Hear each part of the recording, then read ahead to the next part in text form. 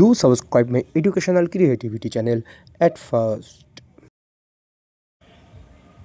Educational creativity চ্যানেলে সকলকে স্বাগত। মামলা হলো কলকাতা হাইকোর্টে একটি গুরুত্বপূর্ণ বিষয় নিয়ে, সেটি হলো 5% অ্যাডিশনাল প্যানেল প্রকাশ নিয়ে মামলা। এর আগেও একাধিক মামলা হয়েছে এই 5% প্যানেল প্রকাশ নিয়ে, প্রায় 3-4টে মামলা হয়েছে এটা নিয়ে। কিন্তু সেই মামলার সমস্যার সমাধান হয়নি, নিয়োগ প্রক্রিয়া শেষ হয়ে গেছে, কিন্তু এখনও এর মামলা হয়নি। আপনারা জানেন এই নিয়োগটি কিন্তু 2022 রিক্রুটমেন্টের নয়, এটা হচ্ছে 16,500 রিক্রুটমেন্ট, 2020 রিক্রুটমেন্ট। আমরা জানেন যে 2014 সালে 42,000 শিক্ষক শিক্ষিকা নিয়োগ হয়েছিল 2014 টেট থেকে 2017 সালে।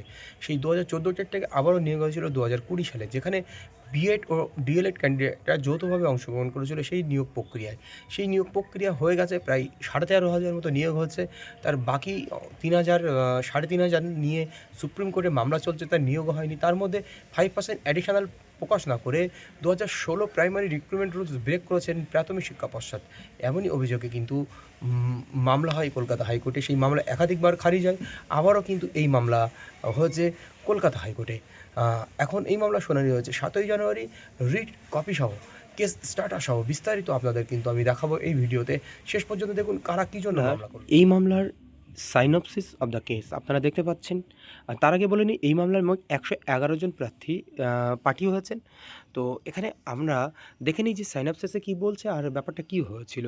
The petitioner seeking publication of 5% additional panel in the recruitment process of 2020 থেকে 5% অ্যাডিশনাল প্যানেল প্রকাশের জন্য তারা মামলা করেছে পিটিশনাররা have participated in such recruitment process whereby the respondent West Bengal Board of Primary Education has not follow the relevant recruitment rules of 2016, thus petitioners could not get appointment. সেহেতু পিটিশনাররা appointment পাননি।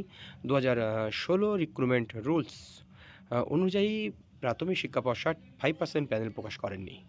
তো এবার দেখুন ব্যাকগ্রাউন্ডটা কী ছিল। Short list of date 26 June 2015, a notification inviting application of teacher eligibility test 2014 সালে অনুযায়ী 2015 সালে হয়েছিল। 23/11/2020 the secretary West Bengal Board of Primary Education issued a notification notifying that online application are invited from teacher eligibility test 2014। 23/12/2020 notification issued by the West Bengal Board of Primary Education 2nd March 2016. The Principal Secretary to the Government of West Bengal framed the rule named as West Bengal Primary School Teachers Recruitment Rules 2016. 15/2/2021 the Secretary West Bengal Board of Primary Education published a notification. 22/2/2021 the Honorable Justice Rajashri Bhardas passed an order. 4/3/2021 order passed by the Honorable Division Bench. 6 July 2021 the Secretary West Bengal Board of Primary Education issued a notification. 23/11/2021 the Secretary Dr. R.C. Bakshi issued a notification. August 2023 the Deputy Secretary West Bengal Board of Primary Education filed a report in the form and affidavit before his Honorable High Court. এই হলো আপনার এই date সম্পর্কিত একটি তথ্য। এইবার shortlisted of date সম্পর্কিত একটি তথ্য। ল অফ পয়েন্ট আমরা যদি বলি যে ল পয়েন্ট হলো 2016 রিক্রুটমেন্ট রুলস হয়ে প্যানেল প্রকাশ হয়নি, এটা হচ্ছে ল অফ পয়েন্টস বলা যেতে পারে এই কেসে।